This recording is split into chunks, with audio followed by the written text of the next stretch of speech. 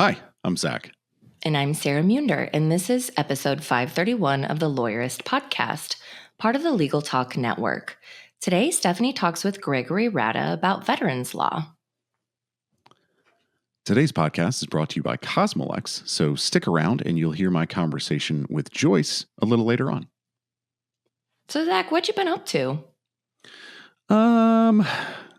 Recognizing that I'm old and realizing that time moves forward, whether you like it or not, I guess. This is getting existential fast. Right. So I have my 20th college reunion this last weekend, and it is really weird to say, oh, I haven't been blank in 20 years. I haven't done this in 20 years. And it's interesting. It's interesting to go back to your reunion, you know? It is so weird. What were you, just out of curiosity, what were you doing at that point, or what did everybody think that you were going to go do?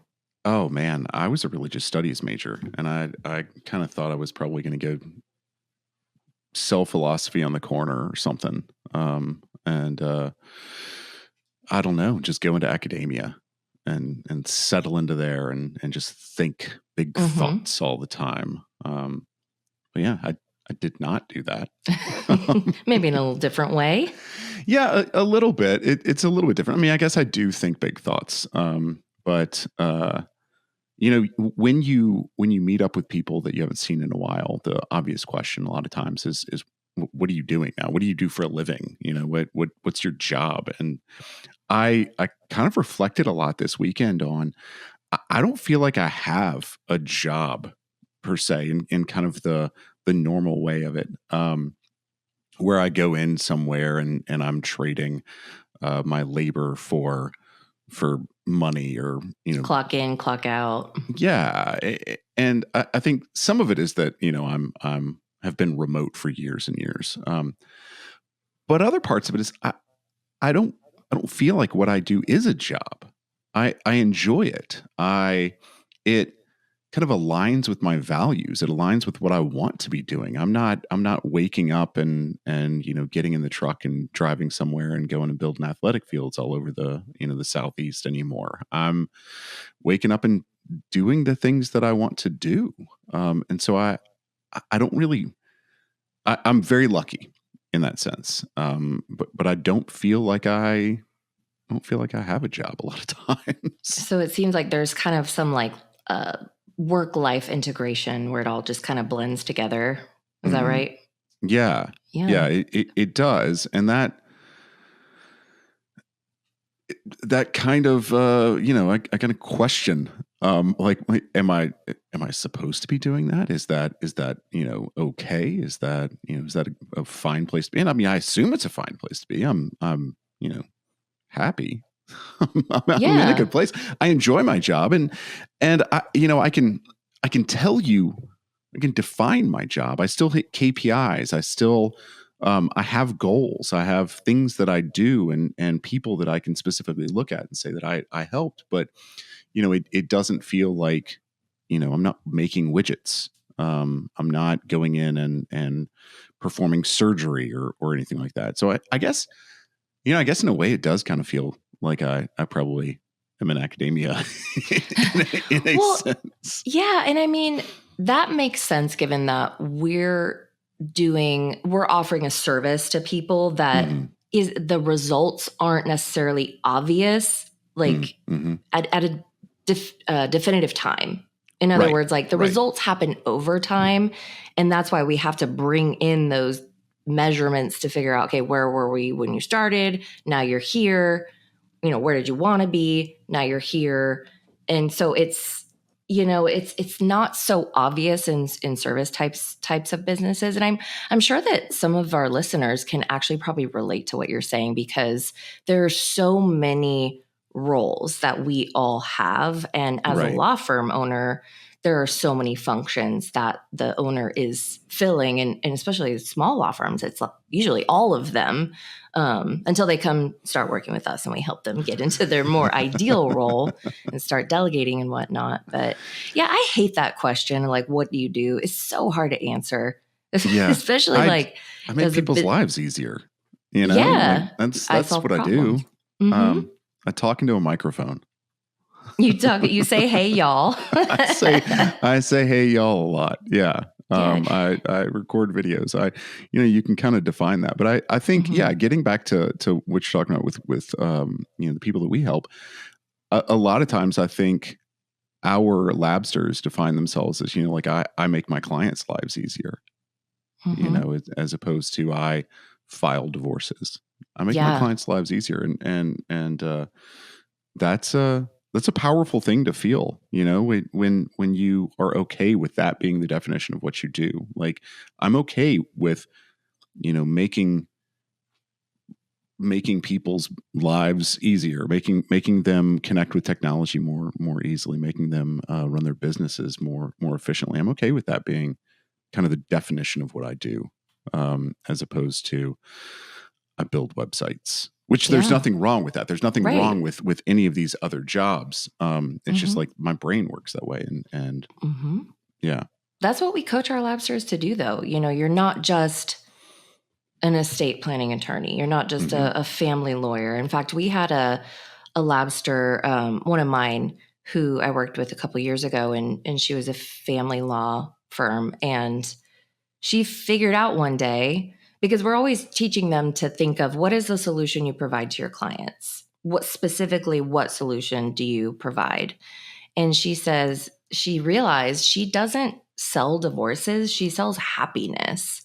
And so when you get really granular Mm, like that, it can help you actually with your marketing messaging. And so like yeah. one little, kind of template, if you will, to figure out what that solution that you provide to your clients is if you can fill in, I help fill in the blank to do or with fill in the blank so that fill in the blank.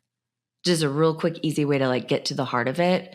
Mm-hmm. And it's pretty awesome when you realize the impact that you really truly make. It's not just about the thing you do. Yeah. Yeah. That's true. Well, we're going to have to get into Stephanie's conversation with Greg Rada here in a second, but I would love to hear how people define, what they do. What is their job? What's the different way that they kind of think of how they're helping people? Would love to hear about that on the interwebs and the socials where everybody's finding this. Oh, and you can always send us an email at email@lawyerist.com. So, but now here is Stephanie's conversation with Greg. Hey, y'all. It's Zach, the legal tech advisor here at Lawyerist. And today I've got Joyce Brafford with me again from Profit Solve, Time Solve, CosmoLex, that whole Profit Solve family of products. Joyce, thanks for being with me again. Always a pleasure, Zach. Thank you. So today we're doing a little segment sponsored by CosmoLex called Joyce Responds to Reddit. So much fun. We spend all of our time here anyway. Well, maybe not all of our time, but we spend a lot of our free time here, Zach. So it makes a lot of sense for us to talk about it. Yes. And so for the uninitiated, Reddit is a platform where people can, it's a discussion platform, I think is a good way of saying it, where people can talk about what they think and ask questions and give advice and all those things. And it's kept in threads that are generally referred to as subreddits. And so if you hear somebody say that a subreddit is r/law or r paralegal or something like that, that's what they're talking about. They're talking about a kind of general area where you talk about something that has a theme to it. And so Joyce and I have a tendency to bounce around some of those legal related subreddits, our law firm, our small law, our paralegal, and we might get into some conversations or dust ups with people there. Every now and then. Every now and then. Zach, so. I think you and I are both pretty comfortable with our voice and our level of expertise and a few things. And maybe we like to speak up, and maybe people tend to disagree with some things. Yeah. So let's talk about I Reddit helps me go to sleep sometimes, but also keeps me up at night. So let's talk about something that might have kept you up recently. What's a conversation or a thread or something that you've been kind of thinking about?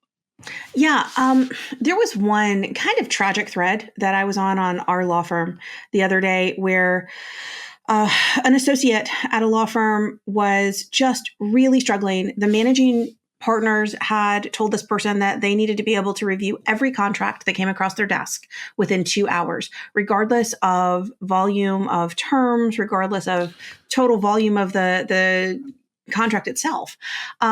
And so what this poor person was struggling with is the challenge of getting through a 100-page contract review in 2 hours. And the managing partner thought, the managing partner thought that this was an acceptable service level agreement for all of their associates because they're using an AI platform, an AI contract review tool. Oh, why didn't you just tell me they were using AI? That's going to solve all the problems, right? It's going to solve all the problems. They're just going to be able to bill more, and they're not going to make any mistakes, and everything's going to be fine. Why is it going to take 2 hours? I mean, it should right, be and go to work that day. Yeah, who needs lawyers? Come on. Yeah. So, according to the managing partner, this AI tool reviewed the contract, any contract uploaded into it, and provided some suggested changes. And that's great. That's wonderful. I'm with you. Yeah, I'm with you. That's great. Right. And so if the suggested changes are already there, if it's just a matter of checking the boxes and because this software is just completely right, then no, it shouldn't take 2 hours. Just, read through it and it should be fine. Unfortunately, the salesperson or the technology company and the managing partner really didn't think about the workflow of what it really means to do contract review on a day-to-day basis. And so this idea that this one particular tool could so drastically reduce the amount of time it takes to review a voluminous contract is just not realistic. So let's take a step back and let's really review what has to happen here, right? Because it's not a matter of upload checks and boxes and you're good to go. Right. You've got to review the contract. You've got to then review the suggestions that the AI tool has made to see if those suggestions are one, based on fact or reasonable presumptions or something advantageous to my client, right? I've got to decide if the way that modification is phrased is correct, if it's in the right place. Do I need to modify the suggestion in some way? And then at that point, accept or reject that change. So it's not a matter of just checking the box. Every single suggestion has to be considered in the context of the larger contract because that is what contract review is. That is why you have an attorney that does it, right? So having those suggested changes within the document, incredibly helpful. Perhaps it's covered everything. Perhaps it hasn't. Maybe there's some other changes that also need to be made. But it's not a matter of coming in and just shortening phases within an established workflow that you have when you implement an AI tool, right? You can't just put it over your current process, kind of like a couch cover, right? That's not what it is, right? It's not a couch cover, guys. It's an entirely new piece of furniture. So you need to think about when it's going to be used, how it's going to be used, how it impacts your current process if you're going to keep pieces of your current process, but ultimately, how it's going to impact the outcome. And that outcome for the individual attorney doing the work then has to impact the billing rates or how clients are billed. You might even change your billing rate entirely, or your billing process entirely. But it's not coming in and just painting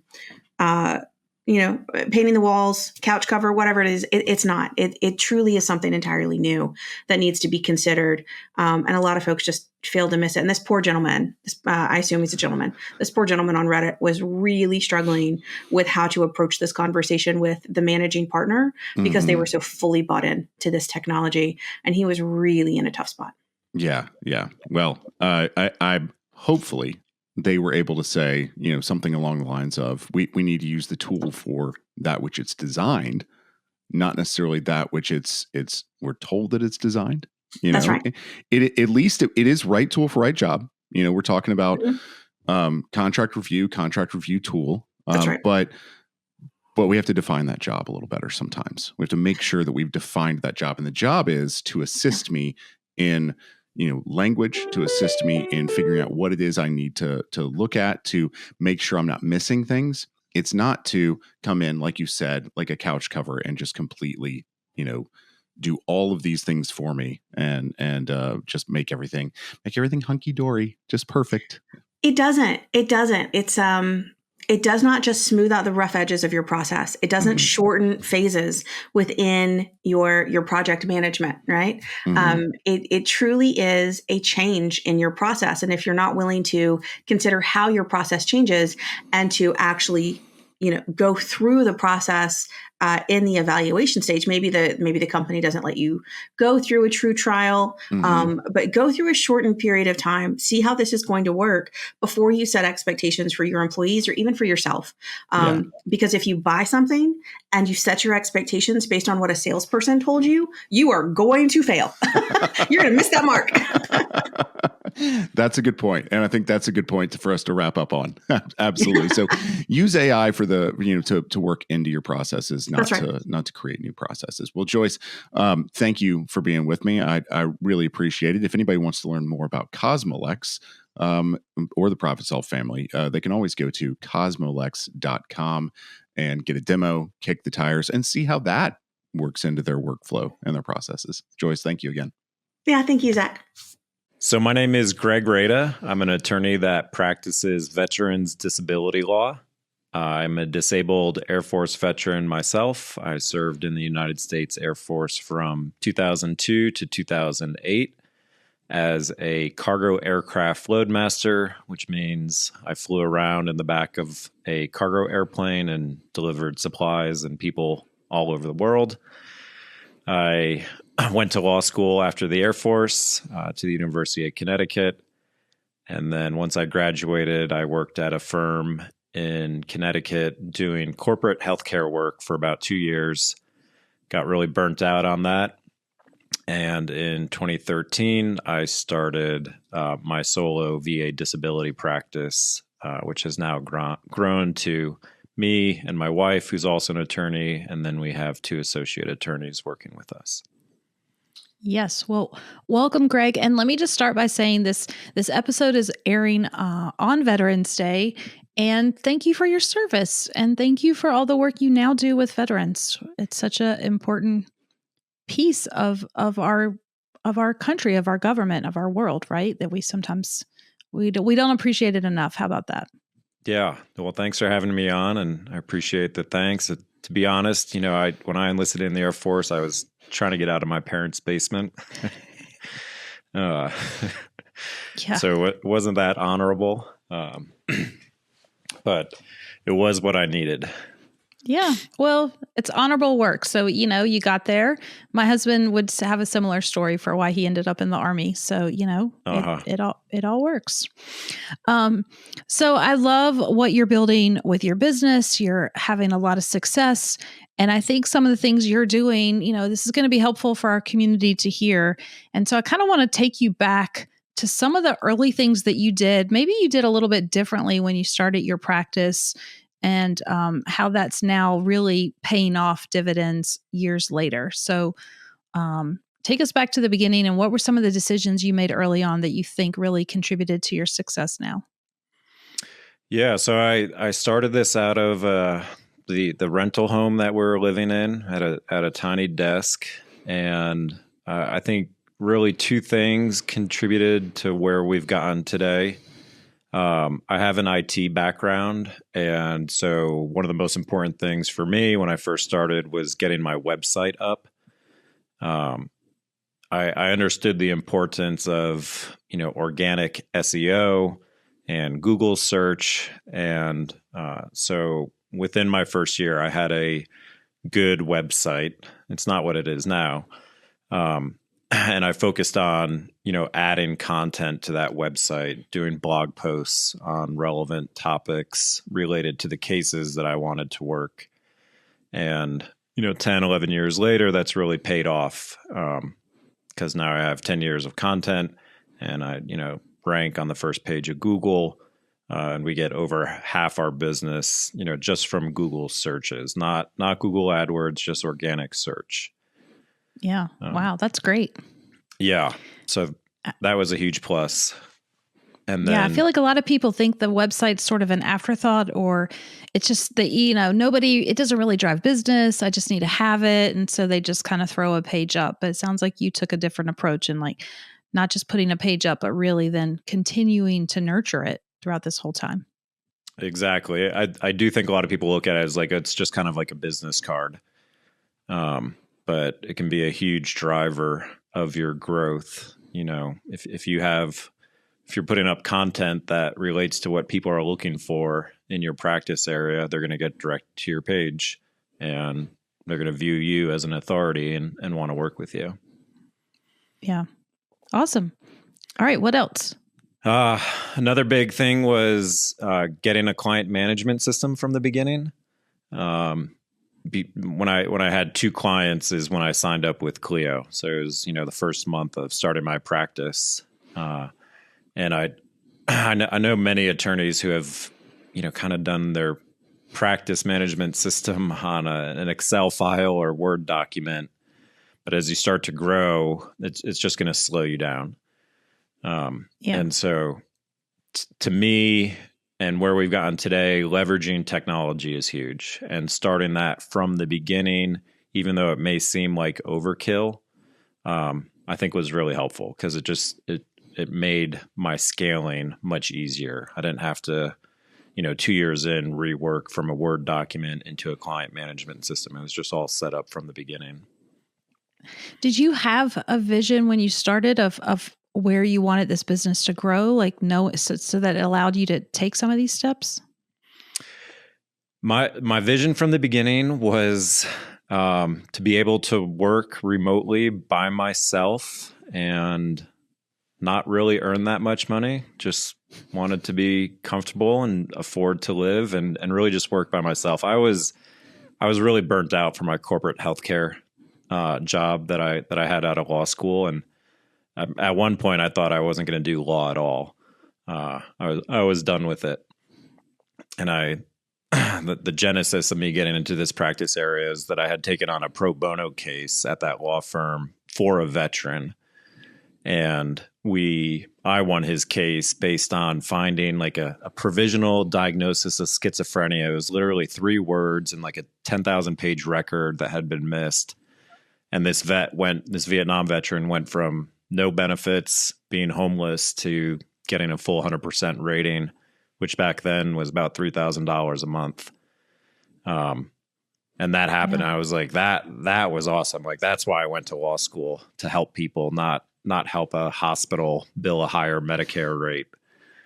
And so that's kind of the genesis of how this started.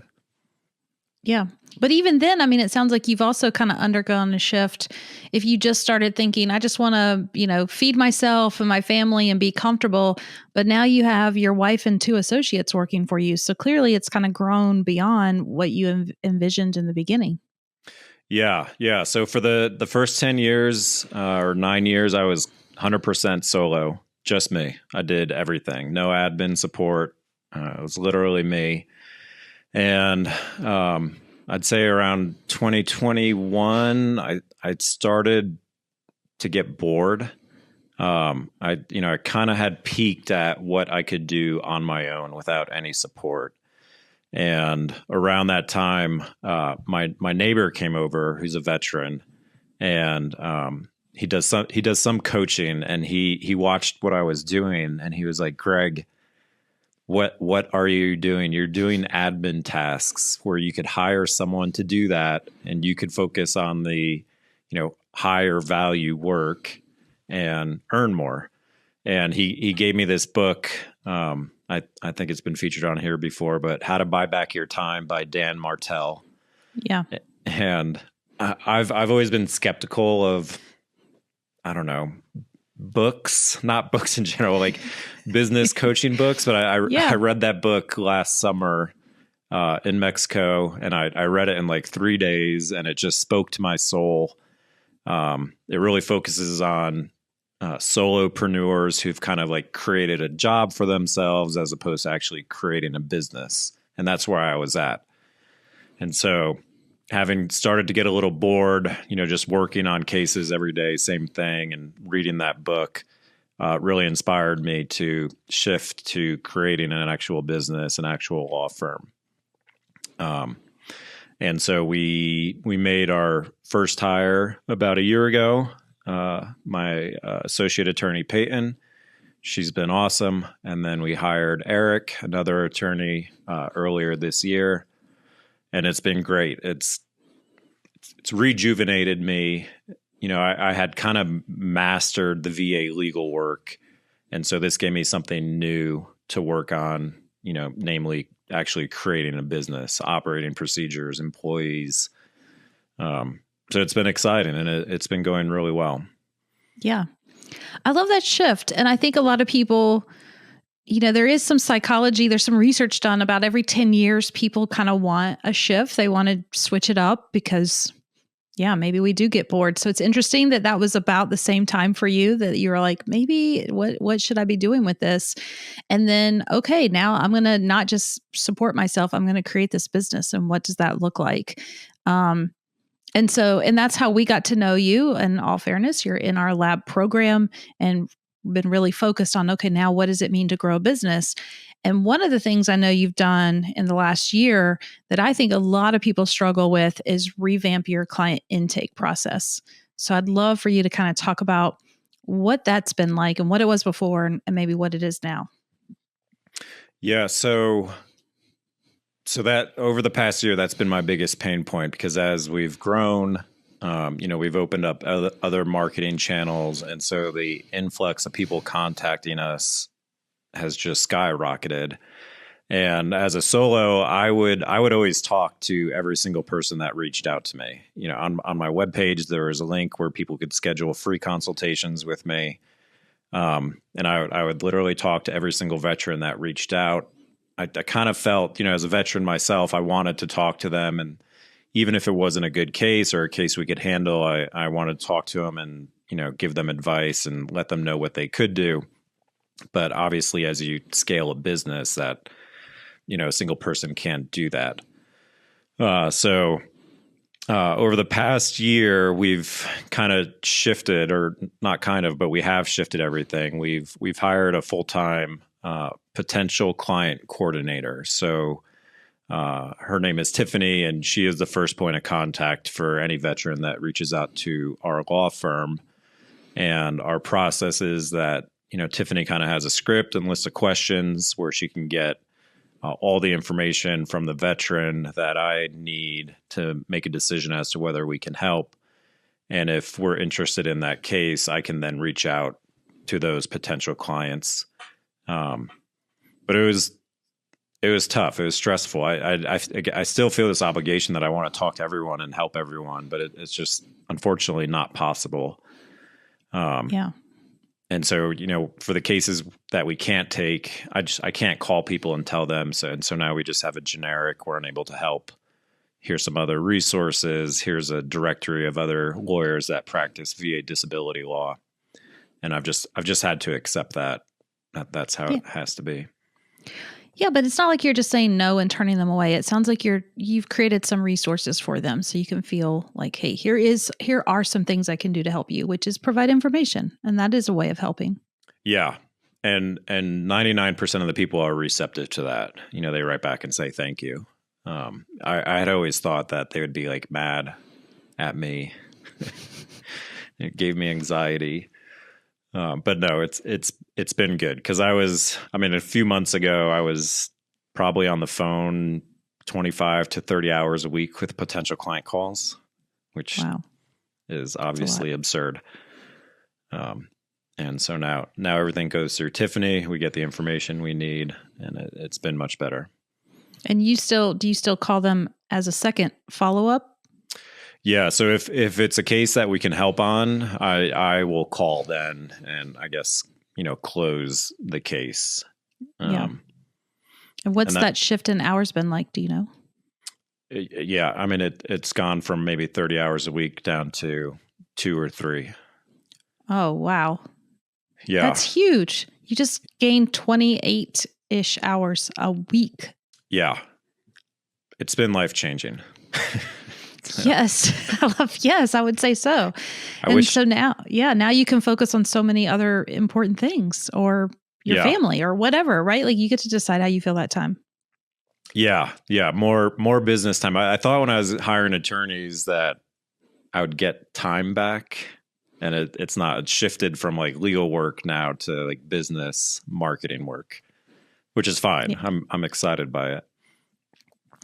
I think a lot of people, when you think about that client intake process, especially when you're solo or very small and you're involved in all the calls, we do feel this sense of, but people are going to want to talk to me, or I need to talk to them. And I think there's a lot there that you spoke to around the psychology of us being on those calls.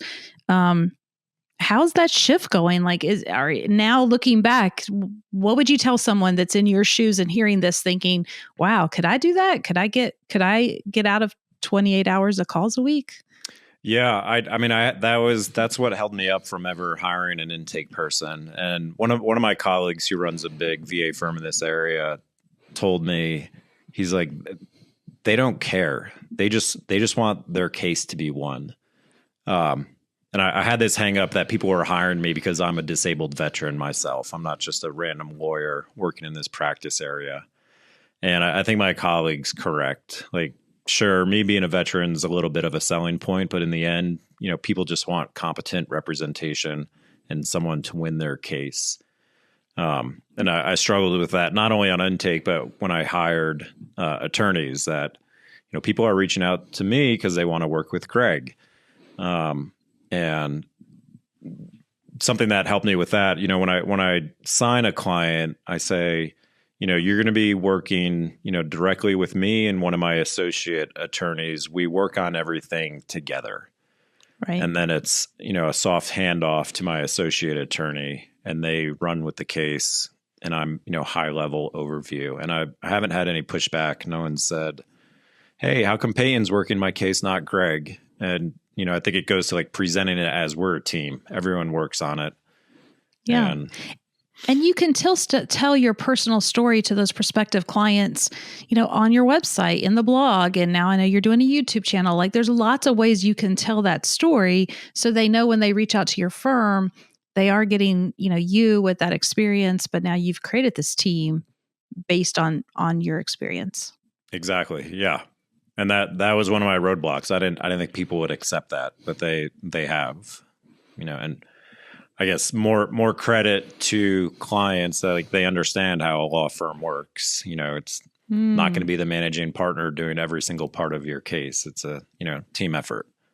Ding, ding, ding. That might be the winning phrase of this whole podcast for everyone to go back, rewind right now, 30 seconds, and listen to that again. And we should put it on repeat and tell ourselves that all the time, because, and maybe even clients would frown upon it. Like, if a dentist came out, or, or if your doctor came out and, and was like, hey, I need to get the information to put it into our billing system.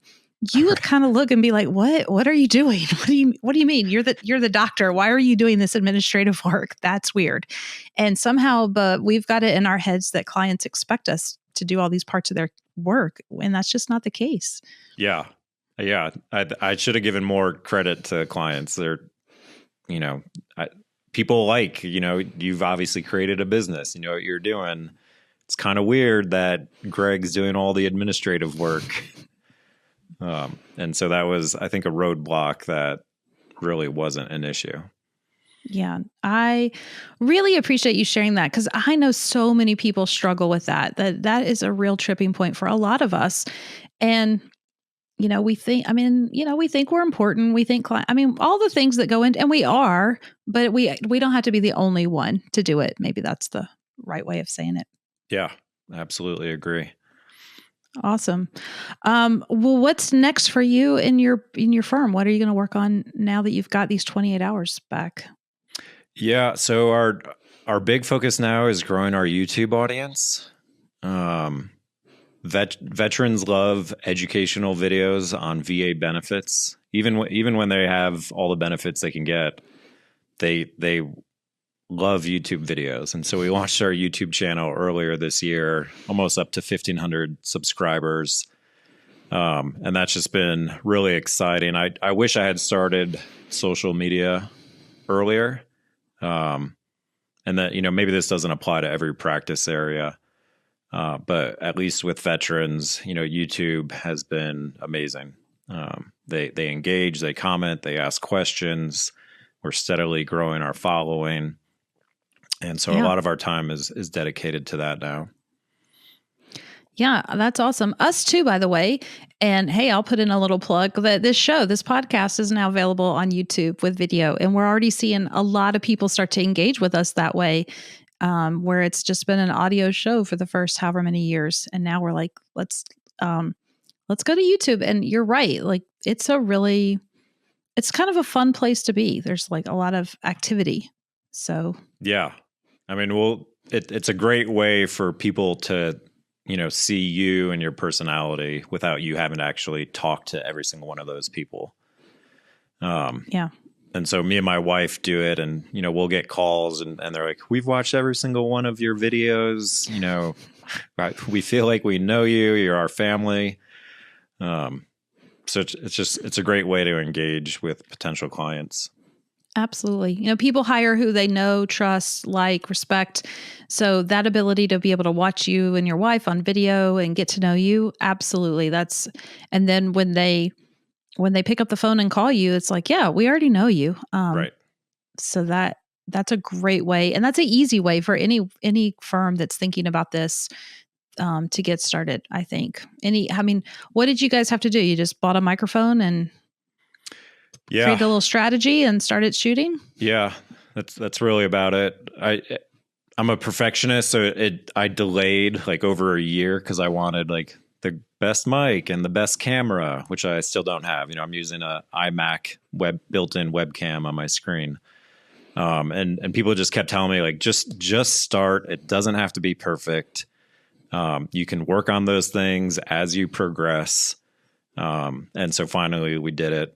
And I guess the other hard part is, finding someone to edit the videos. It's definitely helpful to be able to cut out the pauses and the ums, and which I do a lot, as you can hear. But yeah, I mean, once that's set up and is in place, you just sit there and talk about the things that and you get better and better as you do it. Absolutely. Awesome. Well, Greg, I am glad you've been with us today and shared these things. I think everyone listening right now is like, wow, 28 hours. Okay. No, it's true though, but one decision, one thing, like you found a great leverage point. And it's just a great reminder that sometimes we think, I often ask people in coaching calls, like, what should you stop doing immediately? We always think about what you should, what do you start doing? But in this case, what should you stop doing? And this one point made such a huge difference. I think that is an amazing takeaway for everyone to hear. And then my challenge to everyone is, what do you need to stop doing right now? Because if it can gain you 25, 28 hours a week, like, let's go. That's awesome. Yeah. I mean, I look at it kind of like whack-a-mole. Like, what's my biggest pain point? Let's address that, get it down, look for the next pain point. And obviously, most of these are not going to be, 25 hours a week savings time. It may be half an hour, but all of that adds up and just makes you more and more efficient. And so it's a constant, game of how can I make this process more efficient? What new technology is out there that can speed things up? And I think that's really lent to our success. Absolutely. With the help of the Lawyerist. Oh, thanks. We're happy to help. Thank you for being on the show today. Well, it was great. Thank you for having me.